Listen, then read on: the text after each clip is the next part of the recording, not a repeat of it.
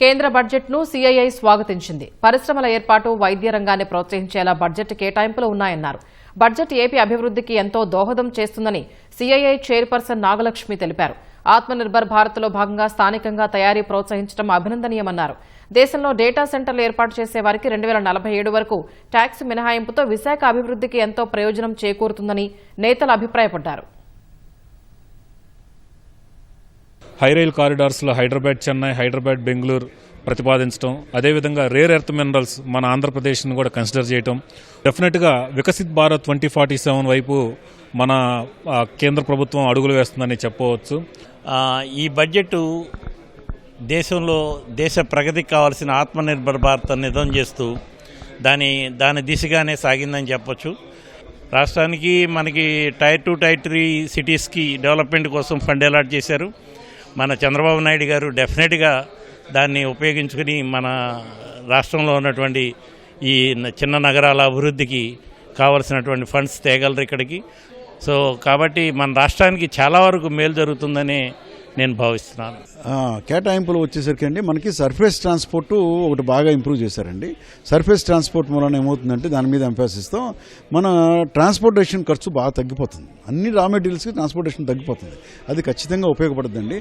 అమరావతి వచ్చేసరికి డైరెక్ట్గా ఫోకస్ చేయలేదు, కానీ మెడికల్ టూరిజం, అన్ని రకాల టూరిజంలు బాగా ఇస్తామని చెప్పారండి.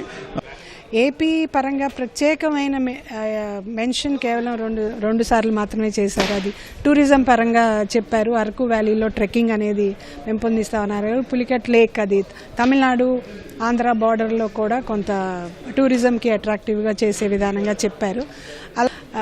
అలాగే అలైడ్ సైన్సెస్ మీద ఫోకస్ అని అంటే అవన్నీ కూడా ప్రతి స్టేట్కి వర్తిస్తాయి కనుక అలా ప్రత్యేకమైన మెన్షన్ లేకపోయినా ఇండైరెక్ట్గా ఉపయోగం అనేది ఏపీ స్టేట్కి ఉంటుంది అని అనుకుంటా. గుడ్ బడ్జెట్ అండి, ఎందుకంటే అన్ని సెక్టార్స్ని కవర్ చేశారు, అన్ని రకాల ఎలిమెంట్స్ని కవర్ చేశారు. Right from it is an inclusive budget and sustainable budget అండి, నెంబర్ 1. అండ్ స్కిల్లింగ్ గురించి, ఎడ్యుకేషన్ గురించి, ఎంప్లాయ్మెంట్ గురించి, and at the same time ఇండస్ట్రీకి వేరియస్ ఇన్సెంటివైజింగ్ చేయటం, స్కిల్ డెవలప్మెంట్, వేరియస్ అదర్ సెక్టర్స్ని తీసుకురావడం జరిగిందనమాట. ఓవరాల్ అన్ని మెట్రిక్స్ చూస్తే పాజిటివ్గా కనబడుతున్నాయండి. టైర్ 2, టైర్ 3 సిటీస్కి ఏంటంటే ఇన్ఫ్రాస్ట్రక్చర్ డెవలప్మెంట్ కోసం కూడా వచ్చేసి ఈ బడ్జెట్ స్పెషల్ అనౌన్స్మెంట్ చేసినారు. దానివల్ల కూడా ఏంటంటే మనకి ఇన్ఫ్రా ఎప్పుడైతే బాగుంటుందో దానివల్ల కూడా మనకి రియల్ ఎస్టేట్ డెవలప్మెంట్ అనేది అనర్గళంగా వచ్చేసి అభివృద్ధి చెందుతుంది. అట్ ది సేమ్ టైం ఏంటంటే మీకు అగ్రికల్చర్ కానీ, ఫిషరీస్ కానీ, ఆక్వా డెవలప్మెంట్ వీటిలో చూసుకుంటే వాటిని ఎంకరేజ్ చేయడం కోసం వచ్చేసి కూడా స్పెషల్ అనౌన్స్మెంట్ చేసినారు. మీకు లైక్ వచ్చేసి కోకో ప్రోడక్ట్స్ కానీ, మీకు అదర్ అగ్రికల్చర్ ప్రోడక్ట్స్ కానీ, ఈక్వెన్ ఆక్వా ఎక్స్పోర్ట్స్ కానీ, దీనివల్ల కూడా మనకి వచ్చేసి డెవలప్మెంట్ బాగుంటుంది.